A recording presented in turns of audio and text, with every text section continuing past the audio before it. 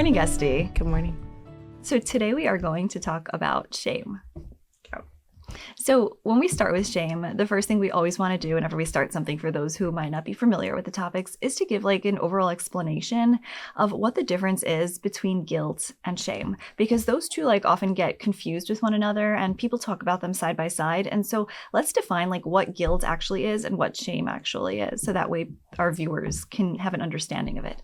Yeah, I think the simplest way to kind of like explain the difference is guilty is I did something wrong versus shame is I am wrong. Mm-hmm. Like inherent badness versus I did an action and that action was wrong and therefore I have to go and fix it. Whereas shame is I did something and therefore I feel inherently bad. Okay, so I think that guilt is something that, it's kind of good to have. Like that's the only way that's going to motivate us to change our behavior, is to acknowledge when we did something wrong. And then we can, have that little level of guilt in order to change and be a better person. Mm-hmm. Shame, on the other hand, I do think that there is a place for shame. Like I'm not saying like along with everything in life, we never want to get rid of anything, but I think that shame tends to play a darker role in our lives. A destructive role in our lives. Yeah. I think like there's so many ways where we see shame, but also shame like creeps in our belief system. And we might not realize, but like it might be operating our entire life. Like we're going that direction from a place of shame. And so shame can be something as I'm not good enough, or I'm not lovable, or I'm scared I'm going to be always rejected. It's almost like the value system, but also the beliefs and the ethos that you have about your life. And almost like that plays into every scenario that you go into, so much so that your choices and everything follows that. And so whether it's that no one's going to like you, or whether it's I'm always going to screw up, or I'm always going to be rejected, or I'm not friendly enough, or whatever it is like that. And I want to differentiate here, because like I think sometimes shame, we have the belief that it's something bad, right? Something like bad that we do, or, I'm not smart enough, or I'm not good enough. Whereas sometimes like shame can even come from the good qualities that we have, like I'm too capable, or it can come from the fact like I'm too good, or I'm too nice, or I'm too helpful. Yeah, and I'm thinking of an also example right now. Like, I'm very like myself. I'm very like punctual and like on the ball. And like sometimes I feel like embarrassed. Mm-hmm. Like when my friends are like, "Oh, of course you have your whole to-do list written out." Like they're making fun of me. So I do feel like a little level of shame that comes in. Like, oh, should I pretend not to have it all together, or should I pretend that like I'm not on time? So like I'll purposely come a few minutes late. So like I don't get that feeling of shame. Right. So yeah, that resonates also. That it's not just like things that we're doing wrong. It's like being too right, it's anything like too, like TOO, exactly. Like that's going to lead towards like a feeling of inherent badness of like, because we always want to belong. We all want to be like, in a place of like moderation and like, being average like everybody else. And so therefore, like we don't want to be too much or too little of anything. And that's going to lead to a sense of inherent shame and badness. Yeah. Okay. So agree or disagree? Shame lies. Yes, 100% agree. I think shame lies because it makes it bigger than it actually is. Because really, like what shame is telling you is that you can't be human. Right. Shame is telling you that you're never going to mess up, that you have to be perfect. You can only be accepted if you have the best thing that everybody wants you to have, or whatever society tells you to have. And ultimately, though, you're not. And therefore, like, it's almost like we have to come to a certain self-acceptance and a certain love of ourselves and empathize with ourselves in order to then not go to a shameful place. Yeah. And if shame lies, it's an important thing to know that. So then when we are feeling ourselves going down that shame spiral, or just feeling the feelings of shame, we have to stop ourselves and say, like, I don't know if this is reality right now. And then we kind of have to fact check, like, what happened? Like, did what happened, is that equal to the feeling of how bad I'm feeling right now? Because maybe I started on my words in a meeting. Should I feel like I'm worthless and I should be fired? Like fact check. You might need to speak to someone to fact check those feelings. And the antidote to shame is like connection and empathy. So when you share something that really made you feel ashamed and someone meets you with like, oh, that's not so bad, or oh, I had the same thing, or I understand you and I hear why that can feel really embarrassing, then the shame could dissipate. The problem is that I feel like, at least talking about myself and others that I know, when we feel ashamed, we don't want to share that because it's so shameful. Right. And then meanwhile, the shame is a lie. So we think it's more shameful than it is. We're not telling anyone. So we're digging ourselves deeper. And we want to run away from it. And often we isolate. Like we'll isolate ourselves and say like, nobody can see this. Like this is the bad part. And then we have to hide it. It grows and it gets bigger and we feel more shameful. And the shame induces more shame. Exactly. And what happens oftentimes is with people with chronic shame is it oftentimes will lead to a form of an addiction. as a way of Coping. coping, but also as a way of connecting to something. Because if they can't connect with people because there's so much shame and shame isolates them from people, Right. they then need to connect to something. And so they'll connect with food, they'll connect with drugs, they'll connect with alcohol, they'll connect with something, they'll connect with movies, right? Binge watching. Like that's something that will that's the direction that it's going to take them in, because ultimately they can't handle that feeling inside themselves. Yeah. You know, when you said stumbled on your words, like it reminded me of a story from the past, and I never know like where I say things. So maybe that's my shame, right? It's like, did I repeat myself 100 times? So there's my shameful piece, but I'm like acknowledging that here. Yeah, and I want to say that I also do that. I repeat the same thing 100 times. So that's the empathy of like, now I don't There's feel the so connection dumb. that I do the same thing, that we all do the same thing, so it's Right. not something to be so shameful about. Right. Which is true. Like we all do. Like Repeat repeat ourselves ourselves. a bunch of times, and it happens. And so when you were saying before, like stumble, it reminded me of the story. And I apologize everybody if I said this beforehand, but you'll have to like, just fast forward this part if you heard it already. So it was the beginning of like my career, and I was doing I was doing my first like group supervision, and there was like a bunch of people at the table, social workers and mental health counselors, and I was responding to one of their questions or one of their comments or one of their cases. I don't remember exactly the details, but what happened was that I just blinked out and I started like stuttering and stumbling on my words, and like my face like turned completely red. And then everybody there was just like quiet, and like I felt like the whole world was staring at me. And the whole thing probably lasted like 20 seconds, but it felt like eternity. And I remember sitting there and the voices in my head said like, you're not ready to give a group supervision. Like you're too early in your career. Like you should have known, like if you were more prepared, you wouldn't have done this. And like all of those voices like went in my head, and then I like, swallowed it at that moment, and then I just like went on, and I felt like pretty shameful about it, of like, how could I mess up like that? Like what is everybody thinking right now? Like, is this show that I'm not deserving of this in any which way? And later on I was like in a meeting with one of the people who were there at that alone one-on-one, and I was like, hey, what happened at that meeting? Like what do you all think of this? And he said like, what do you mean we all do that? Like you just stumbled, you picked yourself up and you just move on. Like we all stutter sometimes. And that was like really like, I wasn't relieved until he said that, because in my mind it was like, oh gosh, like I can't go to the next group supervision. Like I was like anticipating the next one and like worrying about it. But here it was almost like, okay, relax. Like you did something that everybody does. Like you're human. You're okay. Like it's fine to do that. Like nothing happened. And like I was afterwards like just like calm about it. Whereas like in my mind initially, it was like all those voices. And like, I think like over time, what I realized like with those voices, like when they start like to come and to talk to us, like those shameful voices, like number one, I acknowledge it of like, this is not me. This is something coming from the outside. Like I'm not telling that to myself. Something is telling that to me, not schizophrenic, but like, it's almost like separating. It's a message from society or from another voice. Right. Or something like, that I've heard I try to separate myself from it in my mind, like step outside the thoughts. Yeah, to become more objective. Yeah. And then after I step outside, like I almost tell it to like quiet. Like I don't want to hear you. Like because sometimes like I can't counter it. Like I don't have like a smart answer for it. Like maybe it makes sense and like maybe it is like a very strong voice, but ultimately like what I say to it is like, I'm not interested in hearing what you have to say now. This is not helpful. This is not going to be productive. Like just like shut up to a certain extent. Like I have to tell the voices to shut up, and that's the only thing that'll quiet it down for me to go on and to say like I need to do what I need to do. Like I can't spend my life just listening to these negative voices. Yeah, you know what this is reminding me of when we spoke about humor and laughter. I remember and it's still so embarrassing, and I will not repeat it out loud, but this really embarrassing story. And I didn't tell anyone about it. And then I was having like a sleepover in like 12th grade, and everyone was sharing really embarrassing stories, and I shared it, and everybody laughed. And that was like the release. Yeah. Like, and I think that sometimes also, like, besides just telling the voice to shut up, we also need to tell other people so we can have the connection with a third party who can laugh it off, or acknowledge it or empathize with it, and that could also release some of those like shameful thoughts and feelings. Yeah, just like knowing that other people like see it in the same way as you see it in sort of like a lighter way. It's not as bad as your shame is telling you it is. Exactly, you have that like fact check, you know. Shame is telling you like it's awful, like, and this is the worst thing possible. And if anybody finds this out, your life is going to be like completely ruined, or you're not going to be like a part of things anymore. And it's almost like the scariest thing. Like we get so scared of the shame, when in reality it's not there. Or even if it is there, it's not as bad as it's telling us it is.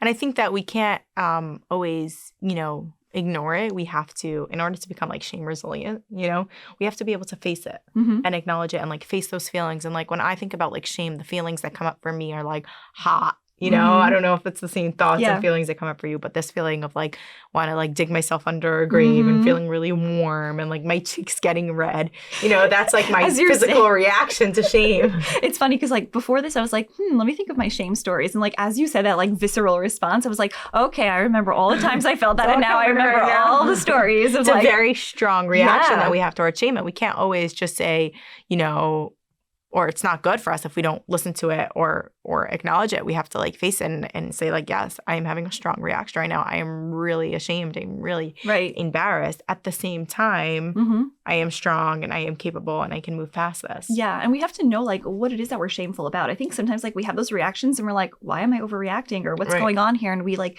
get confused as to like what the words are that we're actually telling ourselves. And I think we need to break it down and to say like, I am shameful about this part of it, because it's not always just the story. Like there's something deeper inside.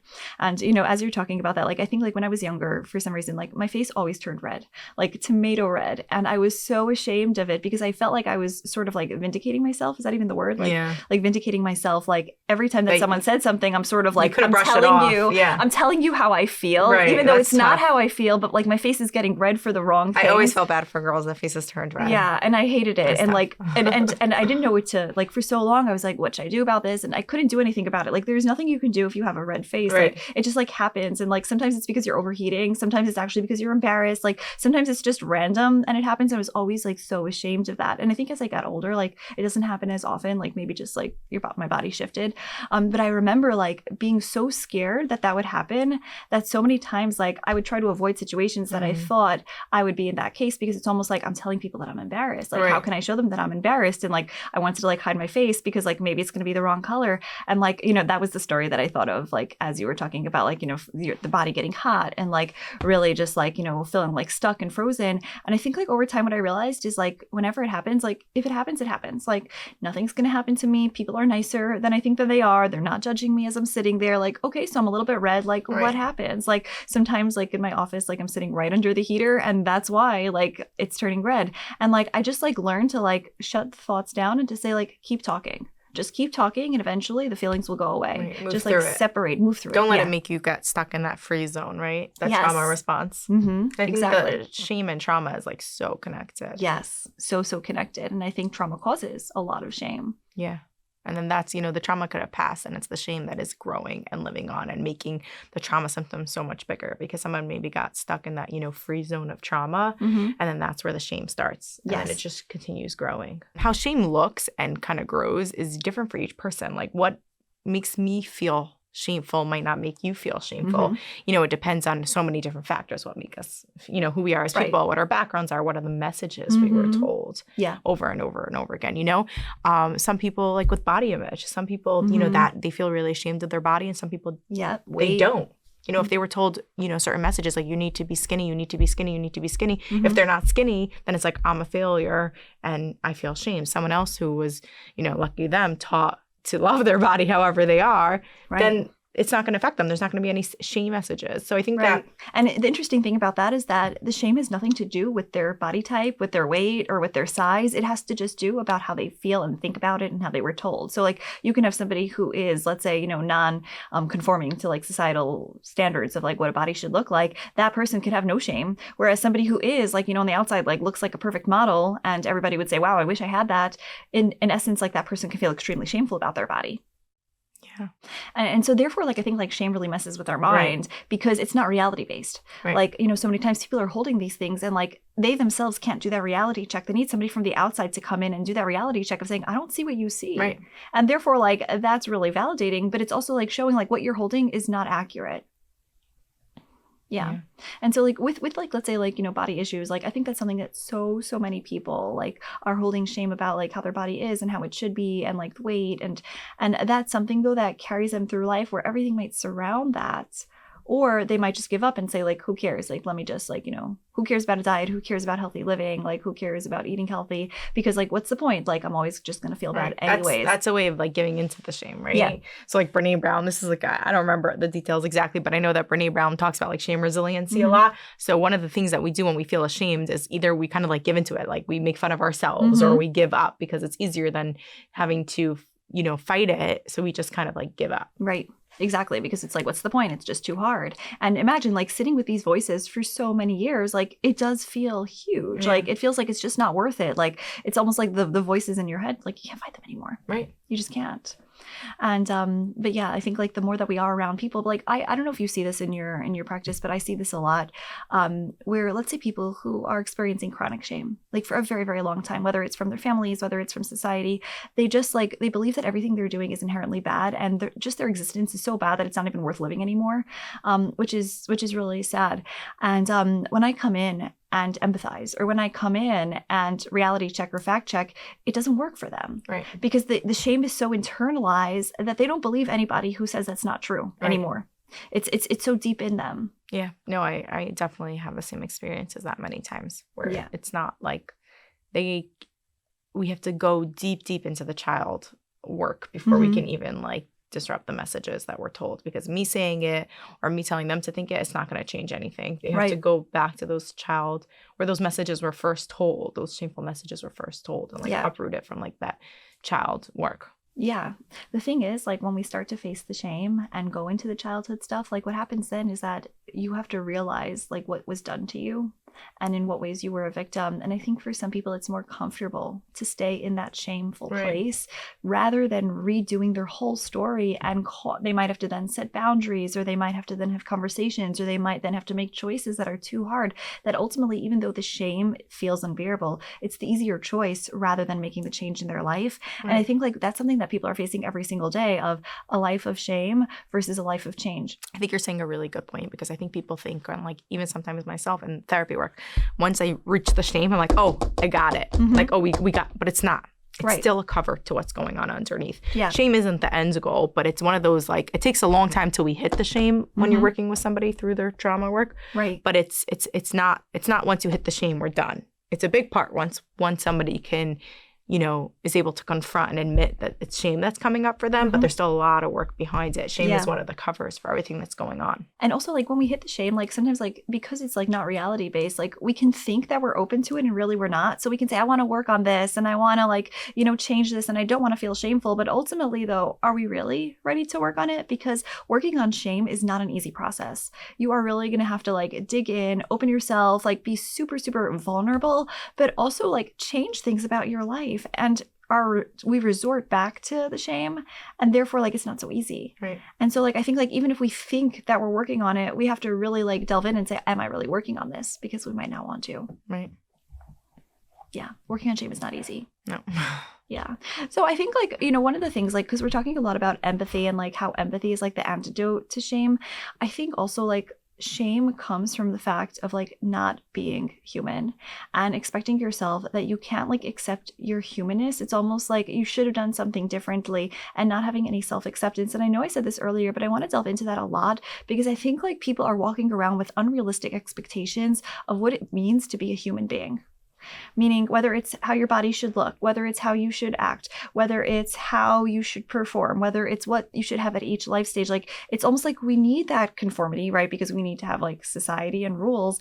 But what happens is that it gets so stuck that we then start making these expectations. And if we don't fit into it, we inherently become shameful. But we forget like, no, you're supposed to be that way. Like you're supposed to have variety. Like you're supposed to have reactions. Like let's say like, you know, children in a restaurant, or even like children in a plane, right? So there's always like that person on the plane who their kid is like screaming by takeoff. Yeah. And I always like look at the parents' faces and they're always like, I'm sorry, I'm so sorry. Like, and like you see this like deep, like not just like embarrassment, but like deep shame of like this whole plane. Like, what do they think about me? I'm a bad parent. I really don't care what happens to me when I'm on the plane, because I'm like, I suffered my whole teenage years and young adults with other kids crying on the plane.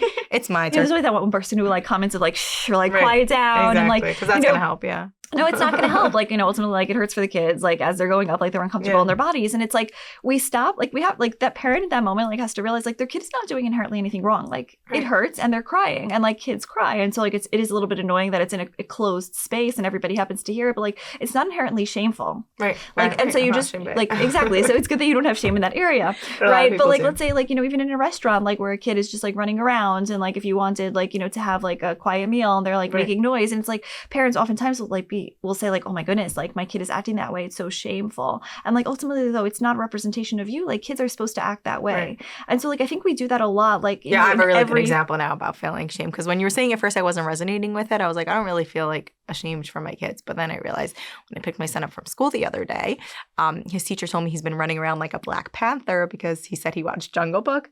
And I was like, I'm going to kill my husband because he must have let them watch that. I don't even know what it is. But I felt that like real strong reaction of like, oh my God, I'm so embarrassed. Right. I mean, you're being like, called out by the school for doing something wrong. I mean, for me, it would be like, oh my gosh, I'm back in like, 5th grade. I was like, oh, okay. And I was like, the annoying part is that I couldn't even be mad at my husband for letting him watch the video because I was embarrassed. Because I knew that like he'd be like, you shouldn't be embarrassed. So I had to like pretend to him that embarrassment had nothing to do with it. Clearly, this was a video that wasn't appropriate for our son if he was running around like a Black Panther. But inside, for me, what was really coming up is like, I was so embarrassed. This teacher's going to think that I just let my kid watch all day. We went on a plane. It was on a plane. Right. And I was feeling really bad. Like, I'm such a bad parent and I'm so ashamed. So yeah, now I'm resonating with what you're saying when the shame, connected to children. Right. Yeah. No, it definitely like it comes up and it's almost like there's like, we have to separate the situation from the shame, like in those moments and saying like, okay, what am I shameful about? Right, but then I told all my, right, so here you go. This is a really great example because then I didn't want to tell my husband, right? So the shame grew. I didn't want to tell my husband that I'm feeling embarrassed because I knew that he would say like, no, we're allowed to do what we want to do. So you don't have to feel embarrassed. So the shame was growing. And then finally I was sitting around with all my siblings and I told it to them in a funny way. And they were all like, oh, please, all kids watch movies. They're allowed to run around like a Black Panther. And they really normalized the situation for me. And that made the shame dissipate. Yeah.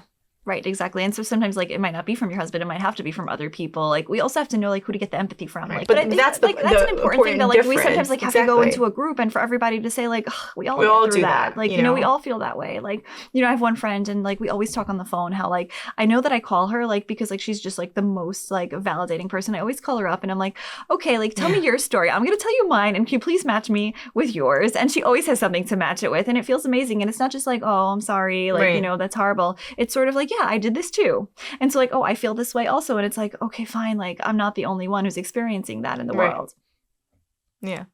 When I'm like empathizing for a friend or for a client, like I always run the risk of them feeling like there's empathy, but then there's like, oh, just don't be too easy. Like I think myself as a person, like we all as therapists, like we have our approach, right? And as much as like we want to be a blank slate and they teach us to be a blank slate, at least like, from the older theories of therapy, ultimately like we have our value systems and we have the way that we see the world. And so therefore clients are either going to connect to us and friends are either going to connect to us based on those values and beliefs, or they're not, right? Or they're going to say like, this doesn't work for me. And so what I find is like one of the beliefs and the values that I have like as a person is life is complicated and therefore like we don't need to be crazily hard on ourselves because ultimately like we are really just trying our best. And I do believe that like most people are trying their best at every given moment. What that translate though is like for some people who sit with me is that they feel like, well, maybe it's too easy. Like I need to be a little bit harder on myself. Like stop being so easy. So when I come in and say like, it's really like I understand why you did that, or I understand the story behind why you did that, right? Like shame, like what it does is it just like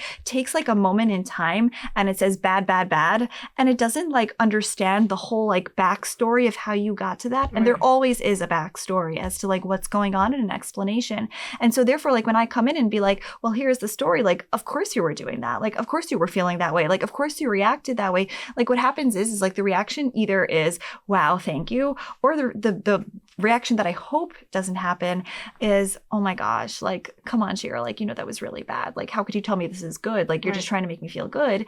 And like, in reality, like I need accountability. And like, I don't hold it that like, this is against accountability. Like we can accept ourselves like while also holding the accountability. But like, I think those that like really suffer from deep shame, they have such a hard time like being easier on themselves. And so therefore like, it feels like a mismatch for them. I love what you're saying because I think I see that all the time where people, they think that if they let go of the shame, then they're letting go of the accountability. And they're saying no. And I remember even hearing a client saying, but like, if I don't feel this way, then how am I going to grow? And isn't our like, our mission in life to always be challenging ourselves and growing? And I love what Carl Rogers says. And he says, the curious paradox is that when I accept myself just as I am, then I can change. Love it. Yeah, and that is so true because like shame prevents you from moving forward. It prevents you from working on it because you just don't want to face it. Whereas back to guilt, right? Guilt, on the other hand, like says, I did this wrong. Let me problem solve as to like how I can fix it. Like it's such a lighter life. Exactly. We're not saying like, oh yeah, you are perfect, you're amazing, you shouldn't feel any shame, you shouldn't feel any guilt, stay as you are.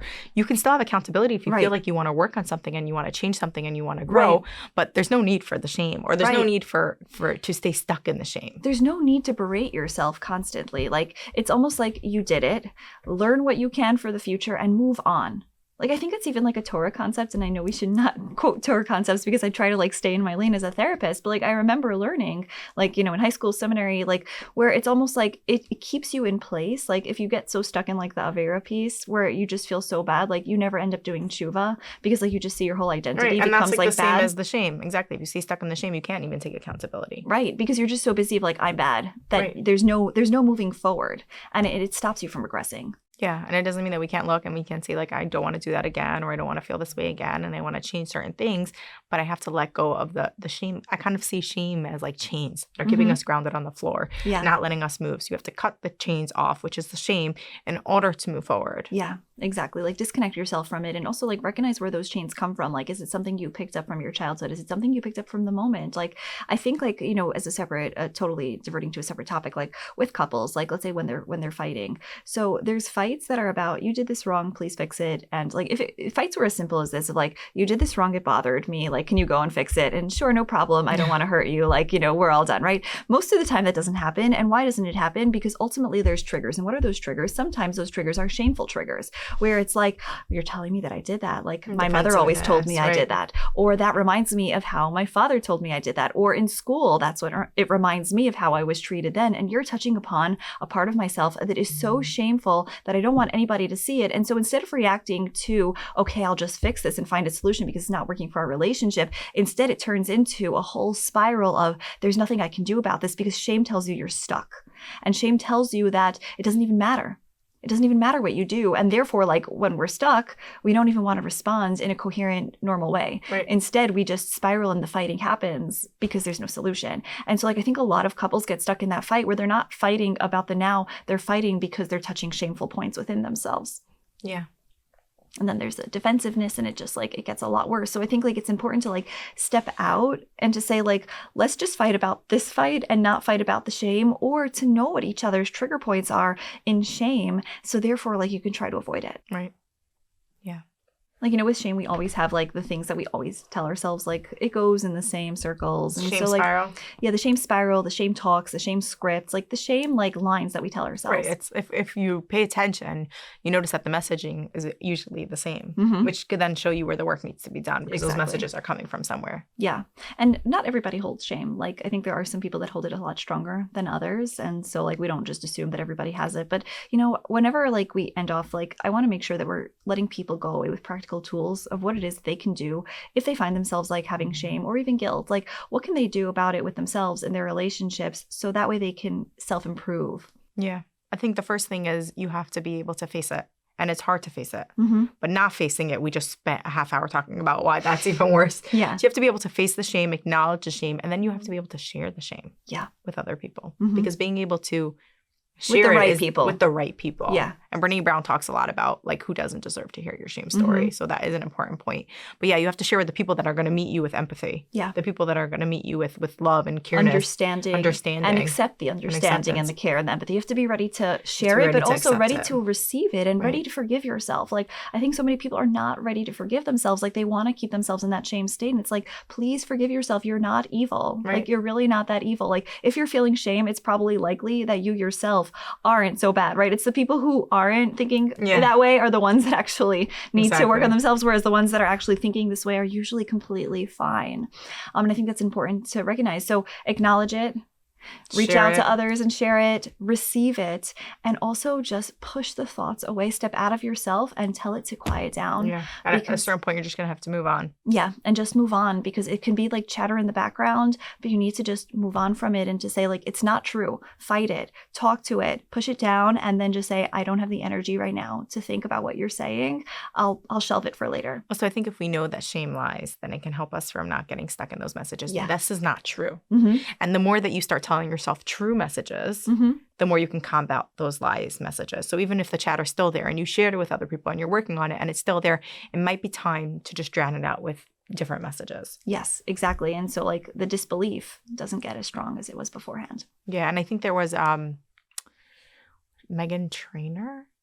Is that the singer's name? Yeah. I mean, she is a singer. Yeah, so she was talking, I was watching like a little clip from her and she was saying that like how her therapist made her just like stare at herself in the mirror. Mm, And she said that it was, she couldn't do it at first, yeah. but then 30 seconds and then a minute. And, in the beginning, when she looks herself in the mirror, she hears all the lies or all the messages or all the shame or what society has told her or what her family has told her. I'm adding my own thoughts into what she said. She didn't say this, Mhm. but eventually she's able to do it because you are able to combat it with your own positive messages. Mm-hmm. And I think that when I tell this to people, they sometimes have a hard time with it because they're like, well, how do I know those messages are true? Mm-hmm. Yes. And I think that you have to then talk, you have to fact check, and eventually you're going to have to just trust. Right. You're going to have to trust your therapist, or you're going to have to trust your friends or your family who are telling you those messages you've been telling yourselves are wrong. Right. And I think just to combat that word of like wrong or like reality check, like, is it working for you? Or is it not working for you? Shame doesn't work. Right. So as much as you want to believe that maybe it's right or maybe it's not right, like it doesn't matter if it's not working. If it's not allowing you to move forward, then it's not good. Yeah. Right. That's the reality check. The reality check is what works. Exactly. And, I think I can get stuck in that with sometimes with people of like the logic of like, Right. but they were right and it's true and it's belief and not belief. And it's like, we're talking too esoteric here. Like, Right. let's be very practical. Is it working or is it not working? Yeah. This was really like informative in terms of like differentiating like shame from guilt, but also like what we can do as it comes up for us, because we don't have to stay stuck in that shame. Like we all experience it to different degrees, some less and some a whole lot more, but shame is really dangerous if we don't take care of it. And I think it is so important for people to like look at those practical tools that we spoke about. Like, and one of the things that helps me with shame, like, in terms of like telling them to the voices to quiet down, is there's this DBT skill called the stop sign. And I kind of love that because like, number one, it's visual of like, it's like, red stop sign says stop. And it's almost like stop, think, observe, and then proceed mindfully. And I really like that because like, it's something so simple. And so like, whenever the thought comes up, it's like, stop.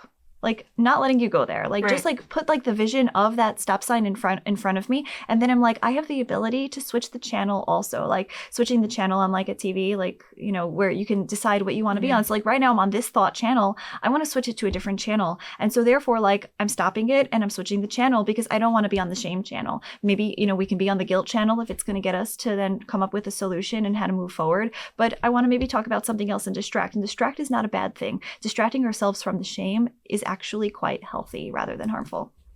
That's a really good reminder of the DBT skill of stop. What you said before of like the shame resiliency at the end of connection, at the end of empathy, at the end of facing it, acknowledging it. At a certain point, you're going to have to just stop and move on and move forward from it. Yeah. So good luck, everybody. Like, make sure to like create your own stop signs and your own distractions. So that way, like, you don't have to sit in the shame for so long because it's only there to harm you. In no way does shame help. Awesome. Alrighty. Thank you. Bye.